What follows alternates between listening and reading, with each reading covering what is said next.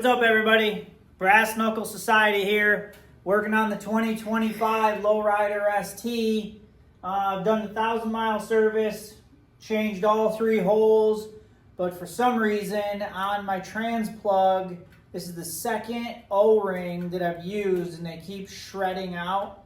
Not sure if any of you guys have ever had that problem, so we're going to go ahead and change this O-ring and trans fluid out one more time. Maybe there's some debris around the hole. We'll try to see what the problem is. It's only 1 quart of fluid. This will be the 3rd time, so go ahead and get this changed out. Show you guys how it's done just in case you're wondering, or changing some of your own fluids at home. Gonna be 5/8 socket for the drain plug on this.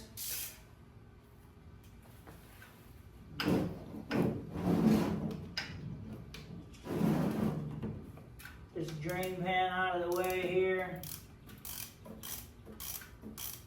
Looks like it might have loosened up a little bit. Pretty loose just on a few initial turns.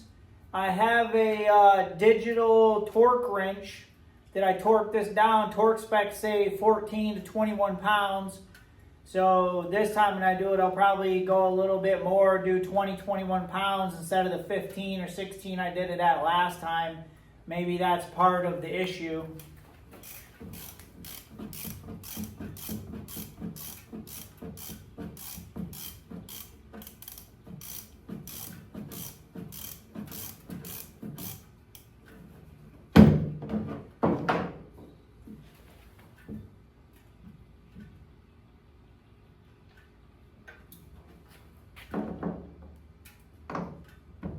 Go ahead and let that drain out. Fluid still looks pretty good, but it definitely should. It's only been in there for a couple thousand miles, so should still look brand new.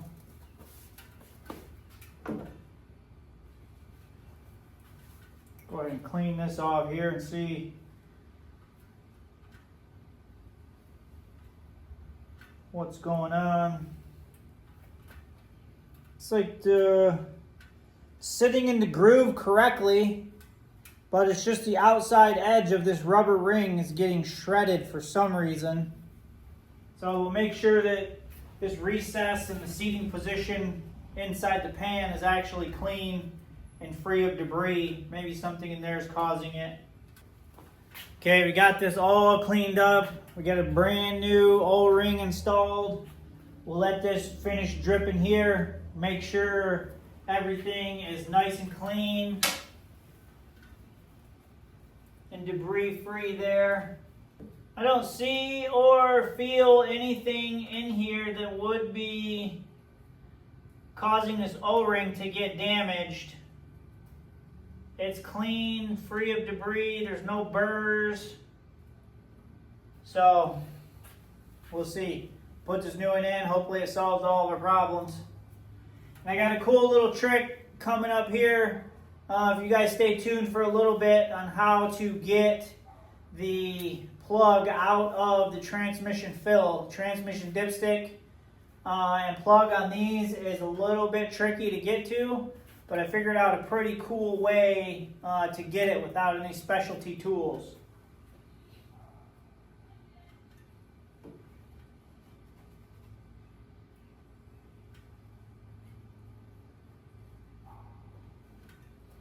Go ahead and move this out of the way.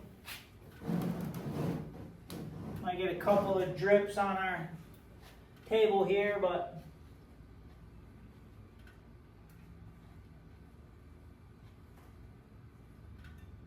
this thing is pretty clean. Make sure the O-ring is nice and seated down here at the bottom. And we'll go ahead, get her started.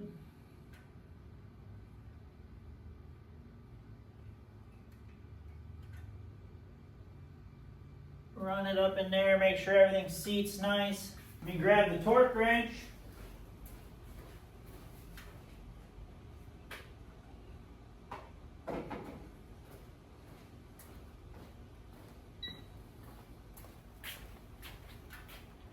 This is what I got for the torque wrench. It's a Quinn name brand, and it just goes in between your ratchet and your socket. It's electronic. You can just set it right here to whatever torque spec you need.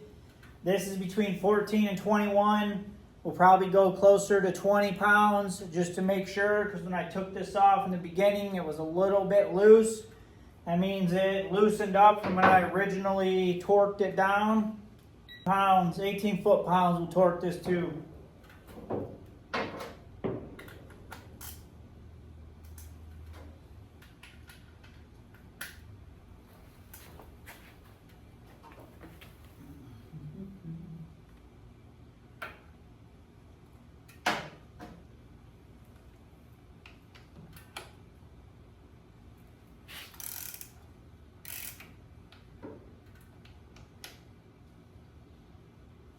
The only problem with a torque block like this is it spins on you and you got to reposition all the time.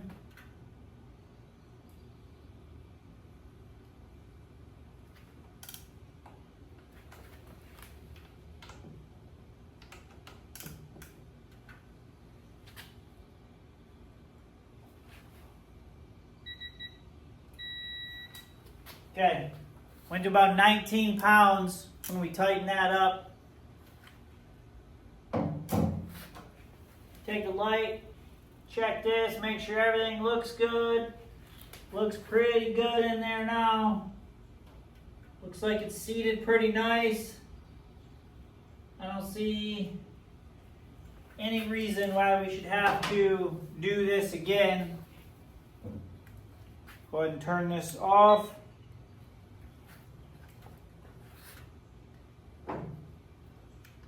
Put this torque block back in its little case.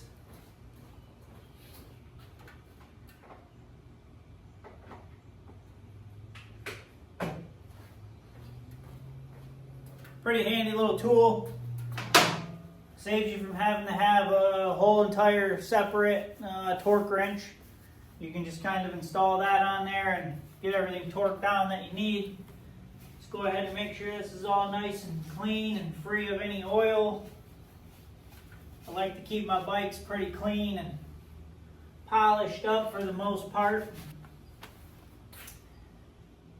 The trans filler is underneath of this side cover right here. We have to take this off. This is going to be a 5/32.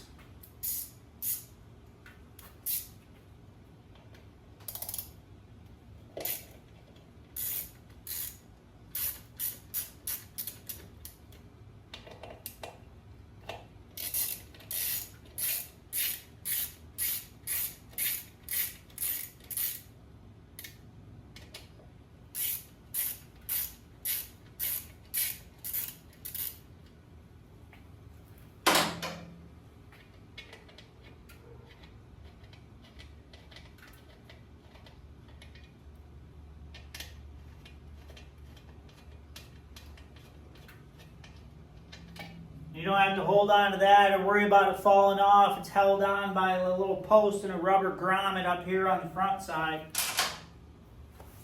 So you just grab this, kind of grab it by the front and the back, and you can pop it off. Inside here is a little rubber grommet that attaches to this post right here and holds the front side on. Set that down nice and careful there. So then there's this little plastic cover that just kind of sits in there. A couple of these little points pops right out. Pretty simple. And then, I don't know if you guys can see, but down inside here, next to the computer boards, is your plug. And you can't really get, it's a 3/8, a large 3/8 Allen. And you can hardly get anything or any tools down in there to get to that, to loosen it up. You have to take and loosen up and move all this stuff, which is a huge pain.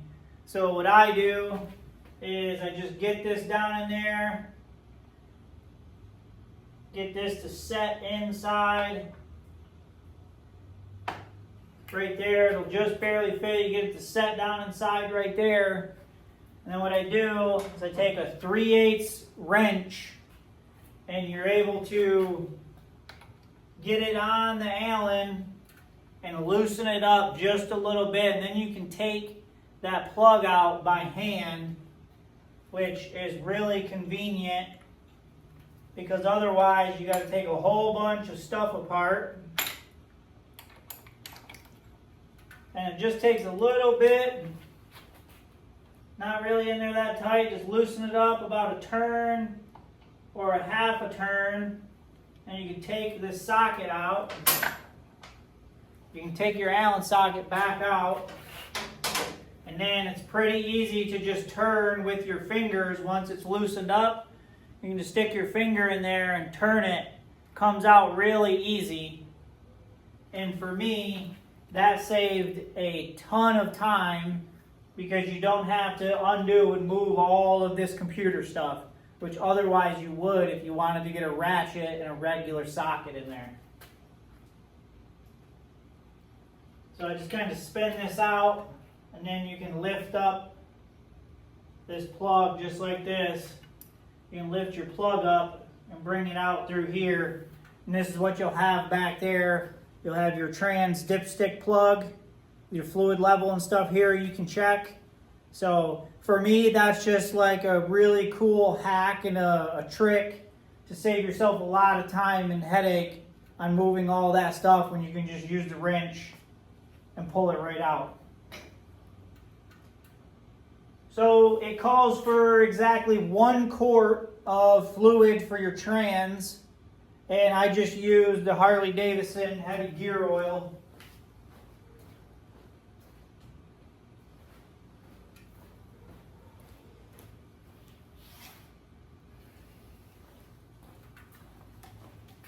So what I use for my trans is the heavy gear oil. It's what Harley-Davidson recommends. When you go to the Harley dealer, this is what they give you for fluid. So I normally just run the OEM factory stuff in mine. And I got a skinny funnel that I use to refill it. That way I don't spill any fluid anywhere. The funnel, it's so tight in here, there's hardly enough room to even get this funnel in there. So you just got to kind of hold it, and you can kind of wedge it up just above the filler hole here. And when you pour the fluid in, you won't spill any. It'll be a little bit, 1/2 inch above the filler hole. But if you just hold it right there, you can watch it, and it will just go right in there.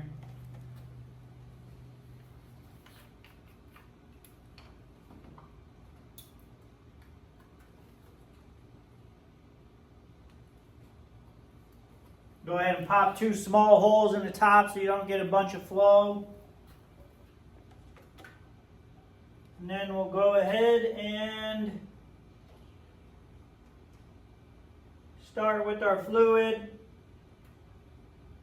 We'll watch the top and the bottom, make sure we're not spilling any on either end. And we'll be able to fill this right back up and get out tonight and do some riding. Log some miles in, get a little bit of wind therapy. Make sure we get all the stuff out of here. Get that whole cord in there.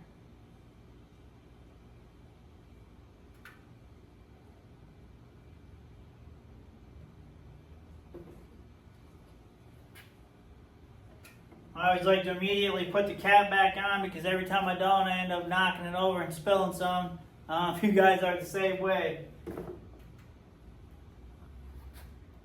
And I like to let this drain the rest of the fluid out.